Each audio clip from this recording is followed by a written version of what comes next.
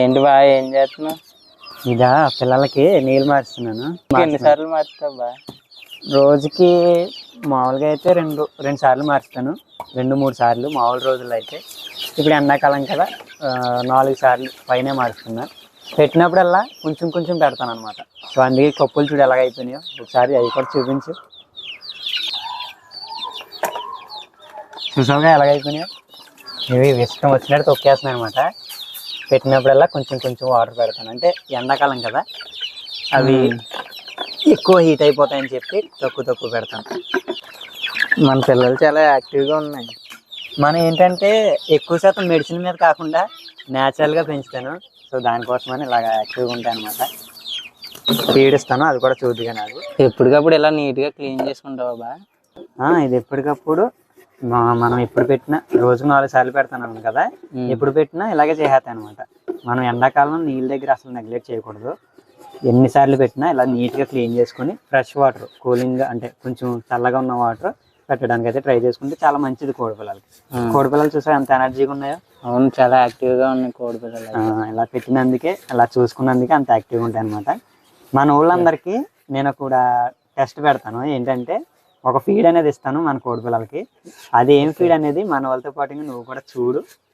వాళ్ళకి ఇంతకుముందు మన ఫామ్లో వాడిందే అదే మన వాళ్ళకి తెలిసిందనుకో, ఓకే, వాళ్ళు ఖచ్చితంగా కామెంట్ పెడతారో లేదో చూద్దాం. నేనైతే అది ఏం ఫీడ్ అనేది నేను చెప్పను. ఓకే, మన వాళ్ళు కామెంట్ చేయాలి ఆ ఫీడ్ ఏంటనేది మన వాళ్ళు కామెంట్ చేయాలి. చేస్తారో లేదో చూద్దాం. ఫీడ్ ఎప్పుడు పెడతావా? ఫీడా నేను ఏం చేస్తానంటే, ఇది వాటర్కి గొంతుగా ఆడిపోయి ఉంటుంది కదా, అందుకని చెప్పి ముందు వాటర్ ఇస్తాను, తర్వాత ఫీడ్ అనేది ఇస్తాను అనమాట. చూడు అంతలా వాటర్ తాగుతాయి. ఇప్పుడైతే ఫీడ్ రెడీ చేద్దాం మనం. ఆ ఫీడ్ ఏంటనేది మన వాళ్ళు మనకు కామెంట్ అయితే చేయాలి. ఇదేనా బా ఫీడ్ అన్నా? ఫీడా, ఇదే ఫీడ్. ఇది దీనికోసం ఆల్రెడీ మన ఛానల్లో వీడియోస్ చేశాను. మన వాళ్ళకి తెలుస్తుందో లేదో చూద్దాం. నువ్వు మాత్రం ఏమి వింటే ఓకే, మన వాళ్ళకి తెలుస్తుందో లేదో చూద్దాం. ఈ ఫీడు నేను 2 రోజులకు ఒకసారి ఖచ్చితంగా వాడతాను. మన వీటికే కాదు, పిల్లలకే కాదు, మన పెద్దిట్లకి కూడా చాలా ఇష్టంగా తింటాయి. సో ఎలా తింటాయో చూపిస్తాను చూడు నీకు. చాలా మంచిది కూడా ఈ ఫీడ్ అనేది. ఇది కొంచెం వేసుకుని తర్వాత ఈ వాటర్ వేసుకుని నేను ఎలా కలుపుతున్నానో చూడండి.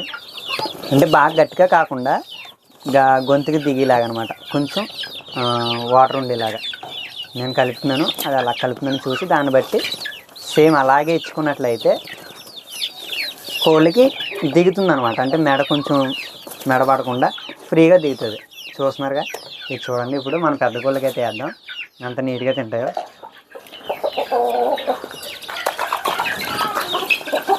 చూస్తున్నారుగా, అంత ఇష్టంగా అంటే అంత ఇష్టంగా తింటాయి అనమాట. అలాగే చాలా మంచిది కూడా ఈ ఫీడ్ అనేది. ఒకసారి కోడిపిల్లలు చూపించు.